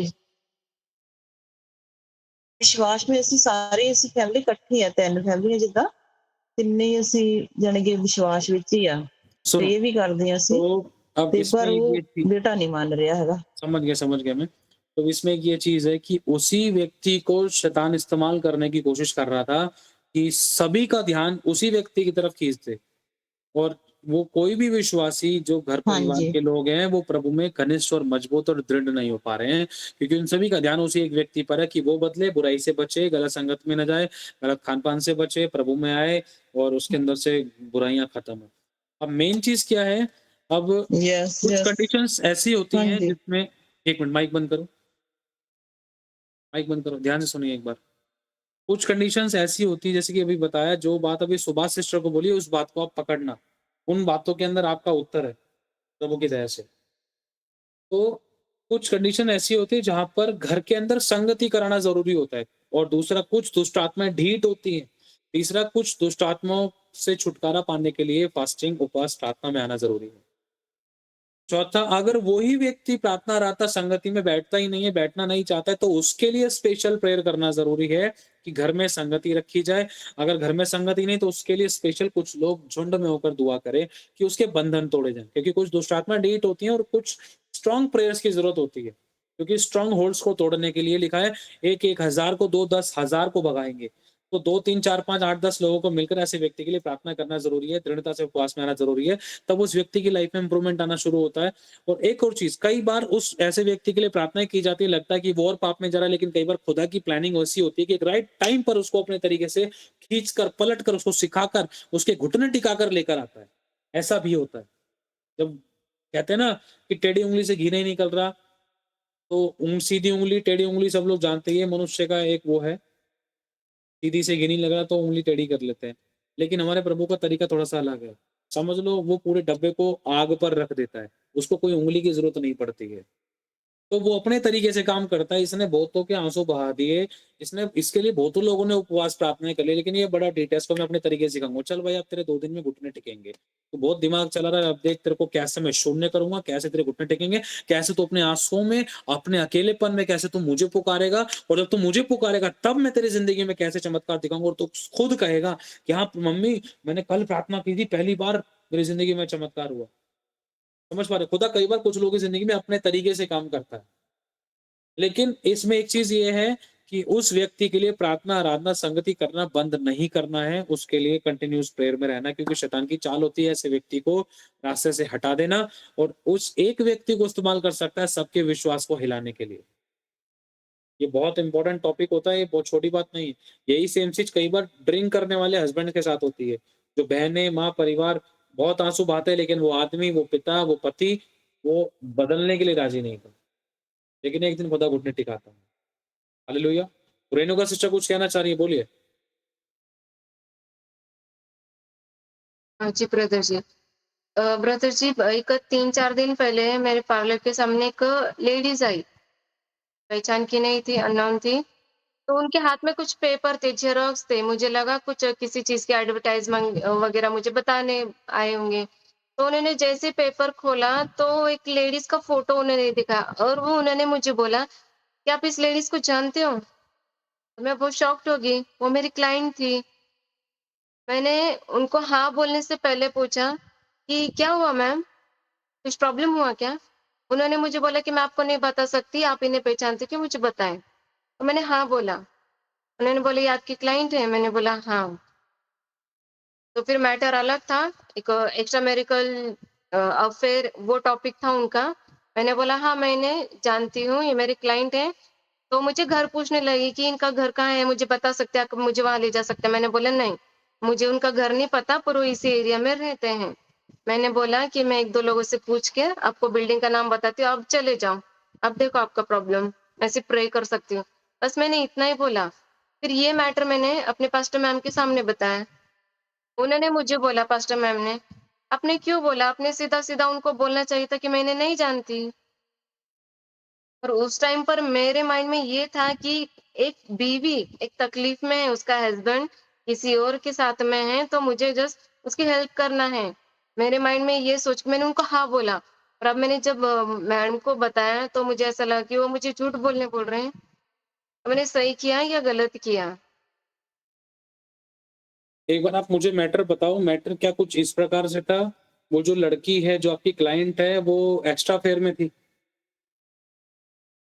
मतलब वो जिस इंसान के साथ थी, वो उस स्त्री का हस्बैंड था जो आपके जिसके पास पर्चे थे, ऐसा ही था? मतलब ये 2 स्त्री के 1 व्यक्ति था और वो जो पति है, वो उसका है जो पर्चे बाँट रही थी। अच्छा, समझ गया मैं। तो इस कंडीशन में अब देखो, झूठ हमें बोलना नहीं है। दूसरी बात, अब इसके अंदर नहीं पता कि आपके बताने से क्या अनहोनी घटना घट सकती थी, क्या कुछ गलत हो सकता था। क्योंकि मैटर ही ऐसा है, इसमें अच्छा होना तो बहुत मुश्किल था अगर आप बताते तो। लड़ाई-झगड़े 100% हो सकते थे। गड़बड़ियाँ हो सकती थी, गाली-गलौज हो सकता था, विरोध हो सकता था। एक काम आपने अच्छा किया कि आपने घर नहीं बताया, ठीक है? दूसरा, अगर आपको घर पता है, वो फिर भी पूछ रही है, तो आप बोल सकते हो, "नहीं भाई, मैं घर नहीं बता सकती, सॉरी, और जो भी है इस इलाके में रहती है, आस-पास तुम ढूँढ लेना।" मैं किसी के पर्सनल मैटर में नहीं पड़ती हूँ। सीधा टू द पॉइंट कि फालतू का कोई क्वेश्चन आपसे कर ना सके। दूसरी बात, चाहे कोई भी व्यक्ति कह रहा है, आपको किसी भी एरिया में झूठ नहीं बोलना है, आप परखे जा सकते हो। ठीक है? अगर आपने झूठ बोला, लोग आपको जानते हैं कि आप मसीह हो, और कि बाय चांस वही व्यक्ति आने के बाद आपकी दुकान पर आके बोलती कि देख तूने झूठ बोला, तेरे पास ही तो आती है वो, कितने लोगों ने बताया। तो आपकी बेइज्जती हो सकती थी, वचन की डिसरिस्पेक्ट हो सकती थी। है ना? वो दुकान के बाहर, पार्लर के बाहर खड़ी होके 4 बातें बोलती, उसका कुछ नहीं जाता, लेकिन आपकी रिस्पेक्ट पे असर पड़ सकता था। इसीलिए चाहे कोई पास्टर कह रहा है, चाहे कोई भी व्यक्ति कह रहा है, आपको झूठ नहीं बोलना है, लेकिन बात घुमा सकते हो, और जब तक आपको पूरे मैटर नहीं पता, तब तक आपको किसी चीज़ के विषय में क्लियर डिसीज़न नहीं लेने, और जब कुछ मैटर ही सरगर्मी होते हैं, तो आप अपनी रट पे अड़ जाओ कि भाई नहीं, मैं नहीं बता रही तो नहीं बता रही, मैं नहीं पढ़ना चाहती, मेरे को किसी मैटर में नहीं पढ़ना, और मैं नहीं चाहती कि कुछ भी गड़बड़ी हो। बस मैं इतना बता सकती हूँ कि हाँ, मैं जानती हूँ, दैट्स इट। अगर तुझे जानना है तो यहाँ पर जब भी आए तो चक्कर देख लियो, तुझे मिल जाए तो तेरी मर्ज़ी है, लेकिन मैं घर वगैरह के बारे में कोई डिटेल्स नहीं दे सकती, क्योंकि पर्सनल इन्फॉर्मेशन होती है। बस 100 की एक बात। यही सेम चीज़ यही सेम चीज़ अगर तेरे साथ होती बहन, अगर तो फिर मैं उसको अगर तेरा बताई तो तुझे भी बुरा लगता कि ये लड़की ने मेरा घर क्यों बता दिया। तो इसी तरीके से मैं नहीं बता सकती, अगर आपको पता भी है तो। यही चीज़ है। कुछ और क्लियर करना है? राज सिस्टर आप पूछिए। सवाल पूछिए, सवाल जल्दी से। संजना सिस्टर आप पूछिए। जय मसीह की ब्रदर जी। मेरा ये क्वेश्चन है, जैसे ना सब कुछ पता होते हुए भी हम कहते हैं कि हमें कुछ नहीं पता, तो क्या ये भी झूठ है क्या? झूठ है। हम जैसे हमें बताना नहीं है, हम कह रहे हैं मुझे नहीं पता, जबकि हमें सब कुछ पता है, तो क्या ये भी झूठ हो गया? हाँ, एक तरीके से झूठ होता है ये भी। झूठ तो झूठ है। आप बोल दो हाँ तो क्या मुझे हम पता बता है, मैंने सकते यहाँ रख दिया है, मैंने वहाँ रख दिया है, मैंने ये खाया है, मैंने ये पिया है, मैं ये लाई हूँ, मैं वो लाई हूँ। हाँ, मैं यहाँ गई थी, मैं वहाँ गई थी। मैंने ये दिया है, मैंने वो दिया है, मैंने ये खरीदा है, मैंने वो खरीदा है, मैंने ये लिए, वो लिए पैसे। बता दो या फिर बात ही मत छेड़ो। कुछ बात होती है ना कि हम नहीं बता सकते। नहीं, अब देखो, अब सच बताना है, अब पूछा जा रहा है तो बताना है, हाँ मैंने किया है। अब अपनी सामने ऐसी बात रख दो कि देखो मैं ईमानदार हूँ, प्रभु का डर रखती हूँ, मैं तुम्हें इसलिए सच बता रही हूँ क्योंकि मुझे झूठ नहीं बोलना, प्रभु झूठों से नफरत करता है। मैं चाहूँ तो तुमसे छुपा सकती हूँ, लेकिन मैं नहीं छुपाती, एक रिश्ता, एक फैमिली, एक परिवार के नाते और प्रभु के वचन के नाते। अब इसका तुम कोई गलत फायदा मत उठाना, मुझे बुरे बनने पर मजबूर नहीं करना, मुझे गलत बनने पे मजबूर मत करना। इसका मतलब ये नहीं कि तुम गलत और बुरे बन जाओ, लेकिन सामने वाले को चिता समझा सकते हैं। तुम्हें किसी भी कंडीशन पर गलत और बुरा नहीं बनना, लेकिन समझाने के लिए सामने वाले को हम कह सकते हैं।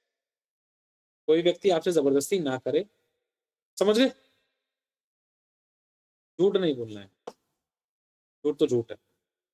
निकल गया तो सॉरी बोल देना तुरंत, परमेश्वर सॉरी मुझे माफ कर दे।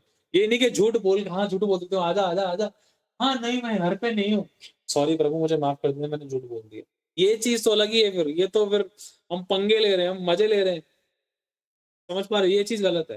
ये जानबूझकर गुनाह वाला मैटर था कि जानबूझकर हमें पता है, पहले झूठ बोल दिया, चल भाई पैसे हट लिए या फायदा करा लिया या कुछ बेनिफिट हो गया, उसके बाद में हमने प्रभु को सॉरी बोल दिया, सॉरी प्रभु मैंने उसको लूट लिया, मैंने झूठ बोल दिया कि ये मकान इतने का बिका है, सॉरी प्रभु झूठ बोल दिया, सोफा 250 रुपए का है, सो मेनी थिंग्स, कुछ भी समझ लो, है ना। तो झूठ नहीं निकलना चाहिए मुझसे। राज सिस्टर आप पूछिए जल्दी से।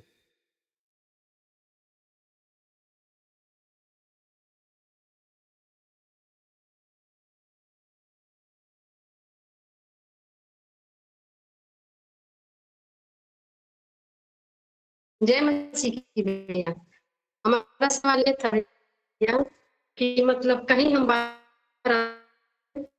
कहीं घर में तो नहीं लिखाते जाते हैं, जैसे झूठ का बात निकला है तो हमारे मुंह से नहीं कर रहे हैं बात, और हमारी जो छोटी बेटी वो चोरी करती है। और दूसरी बात ये है कि हमारे घर में जो जो मतलब सुबह सिस्टर बताई बीमारी, ये बात कैसे जाएगा? कहीं हस्बैंड का, कहीं बेटी का तबीयत मतलब खराब था, तो मतलब परमेश्वर ने चंगा कर दिया, दवा भी खा रही, लेकिन उसका फीवर नहीं जा रहा है। जैसे कि आपने बताया चंगा भी हुआ, आजादी भी दिखाई दी, छुटकारा दिखाई दिया।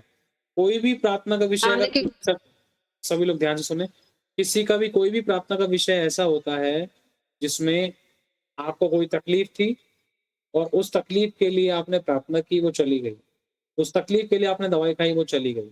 उस टाइम बाद उस तकलीफ का किसी भी तरीके से दोबारा आना होता है, तो उसका मतलब ध्यान रखना, वो तकलीफ दोबारा जा सकती है आपकी खुद की दुआओं के द्वारा, क्योंकि वो एक अटैक था किसी न किसी एरिया में। ध्यान रखना, वो तकलीफ अगर दोबारा हुई थी किसी न किसी प्रकार से बिन वजह, बिना मतलब में, तो वो एक अटैक हो सकता है, और उस अटैक को आप अपनी प्रार्थना के द्वारा खुद से खत्म कर सकते हो, क्योंकि जब वो पहले खत्म हुआ अटैक, तो अभी भी खत्म हो सकता है। ध्यान रखना, ठीक है। और दूसरी बात ये है कि अगर आपके बच्चे गलत संगत या ये चोरी वगैरह का मैटर है, अब जिसके साथ रहते हैं पहले उस व्यक्ति को पकड़ो और उस व्यक्ति के घर में जाकर बात करो, और ये बात अपनी बेटी को मत बताओ। बैकग्राउंड पहले बच्चों का संभालो, वहां पर करेक्शन करके, वहां पर बदलाव करके, सीधी सोबर साफ क्लियर बात करके, भाई देख ऐसा ऐसा मैटर है, अगर बाद में कोई मैटर हुआ ना, तेरा बच्चा लंबी चोरी में फंस गया, तो मेरे बच्चे पे नाम मत लगाइयो, मैं तेरे को पहले ही बता रही हूँ। या तेरी बेटी ने कुछ कर लिया, या मेरी बेटी ने चुरा कर तेरी बेटी का, तेरे बेटे का नाम लगा दिया, फिर तू मत बोलियो कुछ भी। मैं जानती हूँ मेरी बेटी कैसी, इसलिए मैं पहले कह रही हूँ, भाई मेरे बच्चों से दूरी बना के रखो। अपनी बेटी के विषय में आप थोड़ा डरा धमका के सामने वाले व्यक्ति, पड़ोसी, उसके दोस्तों को या उसके माता पिता को आप समझा सकते हैं कि भाई देखो अपने बच्चों को दूर रखो, अगर आपके बच्चे बहुत साफ सुथरे हैं, शुद्ध हैं, तो उनको मेरे बच्चों के साथ मत मिलाओ। भाई मेरी बच्ची तो, भाई देखो गलत हाथ, मतलब वो कई बार गलत चीजें में मैंने जाना है, गलत चीजों में पकड़ा है उसको। अब मुझे नहीं पता वो कहाँ से सीखे, किसके साथ रहती है, अब मेरे को नहीं पता, लेकिन मैंने आपके बारे में जाना है तो मैं आपको बताने के लिए आई हूँ। मुझे नहीं पता, आप अपने बच्चे को अपने संभाल के रखें, थोड़ा यारी दोस्ती इनके बीच में कम हो, कहीं हमारे बच्चा आपके द्वारा, आपके बच्चा हमारे द्वारा, किसी के द्वारा कोई किसी का बच्चा ना बिगड़े। ऐसी बातें सामने रख के उस मैटर को क्लियर करके, ताकि अपने बच्चे को भी गलत संगत में जाने का अवसर ना मिले, बच्चे को इस तरीके से आप सिखा सकते हो, ठीक है। रही बात हस्बैंड और बच्चों को चंगाई की, तो इस कंडीशन में आप छुटकारे की प्रार्थना और पश्चाताप की प्रार्थना उनको करवा सकते हो। और इसी के साथ-साथ उपवास में आ सकते हो। जैसे जो उत्तर सुभाष सिस्टर को दिए थे, उन्हीं उत्तर को स्मरण करना। ये छोटे नहीं, बहुत गहरे उत्तर थे प्रभु की दया से, क्योंकि ये बहुत सारे एरिया को लेकर बताए गए हैं। ठीक है? तो इस तरीके से एक व्यक्ति अपनी ज़िंदगी में छुटकारा पा सकता है। ऐसा क्या है जो उसमें परमेश्वर छुटकारा नहीं कर सकता? परमेश्वर हमारी दुआएँ, हमारी प्रार्थना, हमारे मुँह के शब्द और घोषणा और वचन और आराधना संगति के द्वारा हमारी लाइफ में ट्रांसफॉर्मेशन कर सकता है। नज़्मा खातून जल्दी से। जय मैया, हमारी बेटी है तो वो कहीं हम स्कूल जाती है और घर से चलेगी 10-5 पैसा भी मिलता है, सब कुछ मिलता है, लेकिन वो करेगी जरूर। उसके लिए हम प्रार्थना कर रहे हैं। तो आप जहाँ से चोरी करती है वहां पर पैसा रखना बंद करो। अपने बटुए का भेद कभी मत दो। जब बच्चा एक बार हाथ से निकल रहा है इस तरीके से, तो कभी भी अपनी जिंदगी की जमा पूंजी, अपने घर का धन, अपने बटुए का, अपने सारे कच्चे चिट्ठे, मतलब अपना धन की सारी गहराइयां कभी भी अपने बच्चों, बालकों, माता पिता, अपने फैमिली में मत खोल के रखो। समझ पा रहे हो? इतना ट्रांसपेरेंसी मत दिखाओ अपने बच्चों के साथ, क्योंकि आज का टाइम ऐसा है कि बहुत सावधानी बरतना होता है। ठीक है? आज से सावधानी बरतो, जगह चेंज करो, बटुआ चेंज करो और बच्चों को बताओ, मतलब कहने का कि जगह चेंज करो आप जहाँ पैसे रखते हैं। बक्से में, संदूक में, जेब में, घर में, कहीं दबा के, छुपा के, बर्तन में, कोई अलमारी में, जगह चेंज करो। सीधा बैंक में डालो। ना तो बच्चा चोरी करेगा, ना कोई दिक्कत होगी, और बच्चे को पैसे की भी लत मत दो। पैसे की लत दे देके बाई चांस तुम्हारे पास नहीं हुआ, फिर उसके मन में आता है पैसे नहीं, चलो आज मैं यहाँ से ले लेता हूँ, वहां से ले लेता हूँ, इससे उधार, यहाँ से थोड़ा चोरी कर लेता हूँ, यहाँ से निकाल लेता हूँ, बाद में डाल दूंगा, बाद का चक्कर बाद हो जाता है, फिर ऐसे कर करके बच्चे का डर खुल जाता है। तो ये अच्छा तरीका है प्रभु की दया से, आप अपने बैंक में पैसे रखो और सारा हिसाब किताब अपने हाथ में रखो। बच्चों को सामान लेने के लिए भेजने से बड़ी भेज रहे हो तो सिर्फ उतने ही पैसे दो जितने का सामान आएगा। 1-2 रुपए एक्स्ट्रा दे दो ज्यादा, समझ रहे हो? या तो फिर खुद सामान लेकर आओ। लेकिन बच्चों को घर की जिम्मेदारी दो, उनके ऊपर घर की जिम्मेदारी का एक तरीके से जिम्मेदारी डालो, ताकि उनको वो ये समझने पाए कि भाई हम एक जिम्मेदार बच्चे हैं, हम एक घरेलू बच्चे हैं, हमें अपनी हद में रहना है और अपने घर का अच्छे तरीके से ध्यान रखना है। ये नहीं कि घर में आए, खाए पिए, चल पड़े बाहर घूमने घामने, आए रात को सोते जागते कहीं से भी घूमते फिरते, ऐसी हरकतें भी ना हो। तो बच्चे को लापरवाही नहीं करने देना, उसको विषय में ढीला नहीं पड़ना। जरूरत पड़ रही है तो सोटे और लाठी को स्मरण करना है। इसका मतलब ये नहीं कि उसके दांत हाथ मुंह तोड़ ताड़ के बिठा दिया, और इतना भी नहीं उधेड़ना है कि बच्चे के मुंह से कुछ गलत निकले। तो सावधानी बरतनी है हर एक एरिया में। हालेलुया। नज़मा सिस्टर जल्दी से बोलिए। जय मसीह की भैया, मेरा एक सवाल था कि त्योहार जो होता है ना कुर्बानी मुस्लिम का, इसमें जो कुर्बानी बकरा होता है, खस्सी होता है, तो उसके मांस घर में यदि पके तो क्या मैं खा सकती हूँ कि नहीं? आप, मेरा ये सवाल था। देखो, वो तो घर के अंदर पका रहे हो आप, कोई दिक्कत नहीं है। कोई कैसा भी लेकर आ रहा है, आपको प्रभु के नाम से ब्लेस करके खाना है। अगर कोई आपको प्रसाद बोलकर दे रहा है तो उस शब्द से आपको नहीं खाना है। चाहे कोई कहीं से भी काट कूट के लेकर आया है, आप घर में बना रहे हो, खाओ, प्रार्थना करो, शुद्ध करो, ब्लेस करके खा जाओ, कोई दिक्कत नहीं है। दूसरों को भी खिलाओ, आप भी खाओ। लेकिन प्रसाद शब्द से कहने का मतलब, अगर कोई ये बोलकर दे रहा है कि ये प्रसाद है, तो उस शब्द के कारण आप उस चीज को मत खाना, बस छोड़ दे। ठीक है? अगर वो बोल रहे ले बकरा खा ले, मुर्गा खा ले और भाई मछली खा ले, तो खा लो। बोल दो लाओ भाई बनाओ, अच्छे से खाओ पियो, मस्त रहो, टेंशन मत लो। ठीक है? हाँ। नहीं, मेरा सवाल ये था, पर भैया मतलब कि जब लेके आता है तो कुर्बानी का बोल के देता है कि कुर्बानी हुआ है, हम लेके आए हैं, तो कोई बात ऐसे ही नहीं, बोल के कुर्बानी का मतलब उसकी कुर्बानी हुई है, कहने का मतलब भाई उसको हलाल किया गया है, झटके से काटा गया है, जैसे भी काटा गया, आप उसको बनाओ घर के अंदर, ब्लेस करके बना लो। ठीक है? मुर्गा है, बकरा है, मछली है, इन तीनों में से जो भी आप खाते हो, ये परमेश्वर की दया, जो भी आपके हस्बैंड लेकर आ रहे हैं प्रार्थना से शुद्ध करके उसको आप खा सकते हो, है ना? जी। अगर कोई व्यक्ति बाहर से मुर्गा खरीद के लेकर आएगा, तो मुर्गा भी तो कुर्बान करके लेकर आएगा वो, भले ही उसका शब्द कुछ और रख दे, काट दे, या फिर उसको हम हलाल कर दें। लेकिन बेचारा उसकी तो जान कुर्बान होगी ना, तो कुर्बानी कुर्बानी वो आपके शब्द में कुर्बानी है, लेकिन चिंता नहीं करो, उसको खा सकते हो आप, डरने की ज़रूरत नहीं है, प्रार्थना से शुद्ध करके खा सकते हैं। अपराजिता जी सिस्टर भैया। क्या सवाल है? जल्दी से बोलिए। और एक सवाल है भैया, बोलिए, बोलिए, जल्दी बोलिए। और एक सवाल है कि मेरी बेटी को माँ बनने वाली है, तो उसके बच्चे जब होंगे तो प्रभु में क्या करा जाता है? मुझे तो पता नहीं है भैया। बच्चे जब उसको होते जब हैं तो उसको प्रार्थना करके उसको आशीष दी जाती है, उसको ब्लेस किया जाता है और उसका नामकरण प्रभु में होता है, प्रभु के वचन के अनुसार होता है, प्रभु के सामने रखा जाता है कि प्रभु इस बच्चे का क्या नाम रखा जाए। तो प्रभु कोई शब्द देता है या प्रभु आत्मा में डालता है या कुछ चिन्ह देता है, कुछ शब्द लेकर आता है सामने कि उस बच्चे का नाम रखा जाए। फिर बस प्रार्थना करके उस बच्चे को अपनी ज़िंदगी जीने दो। उस बच्चे को पालो, खिलाओ-पिलाओ, बड़ा करो, वचन में रखो, आज्ञा पालन में रखो। उस बच्चे के लिए रोज़ाना प्रार्थना करो अपने घर में, कि वो बड़े अच्छे अच्छे काम करे, प्रभु का डर रखे, पवित्रता में चले। हुँ। बस उसके घर वाले बोल रहे थे कि मुंडन करवाना है, सब चूल-ऊल तो बोलता है मुंडन बाल-उल देखो, छिलवाना। रही बात मुंडन की, आप मुंडन बोल रहे हैं तो ये चीज़ थोड़ी-सी अलग हो जाती है। आप भले ही हुँ। चाहे गंजा बोल दो, मैं गंजा कराना है इसको। नाई की दुकान पे जाओ, मिनट में ले गंजा करके ले आओ, कोई दिक्कत वाली बात नहीं है, उससे कोई फ़र्क नहीं पड़ेगा। अभी कुछ टाइम में हमारे बेटे को भी गंजा कराएँगे हम, चल भाई गंजा कराने। तो टेंशन नहीं लो, लेकिन ये नहीं बोलना भाई छठी है, मुंडन कराना है तो वो चीज़ एक पूजा पाठ से संबंधित फिर वो किया धरा, छठी है, चलो भाई फ़ोटो-वोटो रखो, बाल-वाल काटो, ऐसे रखो, वैसे रखो, 636 काम है, तो फिर वो पूजा पाठ है, ये चीज़ परमेश्वर को अच्छी नहीं लगती है, ठीक है? चाहे उसके जी, सर बच्चे के सर पे रोज़ उस्तरा मार दो, कोई दिक्कत वाली बात नहीं है ना? लेकिन मुंडन नहीं, गंजा कराना है, गंजा कराओ, ठीक है। ठीक है? टेंशन नहीं लो। जी, चलो जी। परमेश्वर को धन्यवाद, सारी महिमा प्रभु को मिले। अपने से जल्दी से पूछिए, फिर हम आखिरी प्रार्थना में चलते हैं। पूछा था नहीं सवाल, अपने आवाज़ से अंदर पूछिए, समझ हो गया? ठीक है।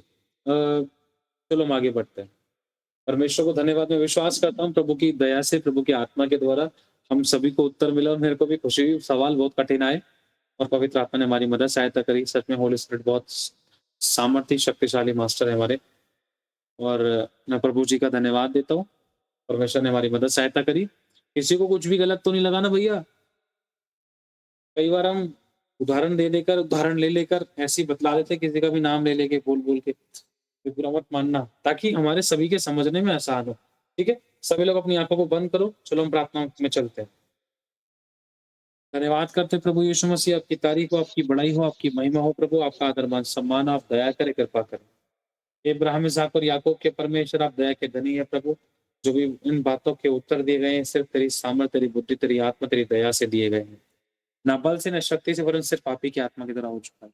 और जो अच्छा काम आपने शुरू किया उसको पूरा भी आप ही करेंगे। ना बल से, ना शक्ति से, तेरी आत्मा के द्वारा हुआ है और हमेशा होता रहेगा। सब बातें मिलकर सभी के लिए भलाई को उत्पन्न करेंगे। धन्यवाद। जब तेरे बच्चे सोते हैं या प्रार्थना में बैठते हैं, सब कुशल से रहे, इनसे बोले और बातचीत करे, आपकी बड़ी महिमा को देखें। दया करना, कृपा करना, सभी की अगुवाई करना, बुराई से बचाना, किसी परीक्षा में ना पड़ने देना। धन्यवाद देते हैं प्रभु यीशु के नाम में हम इस प्रार्थना को मांगते हैं। आमीन, आमीन और आमीन। जय मसीह की सभी को आशीष दे। सभी लोग एक मन एक आत्मा होके अपने मुंह को खोलकर माइक चालू करके हमारे लिए प्रार्थना करें जल्दी से।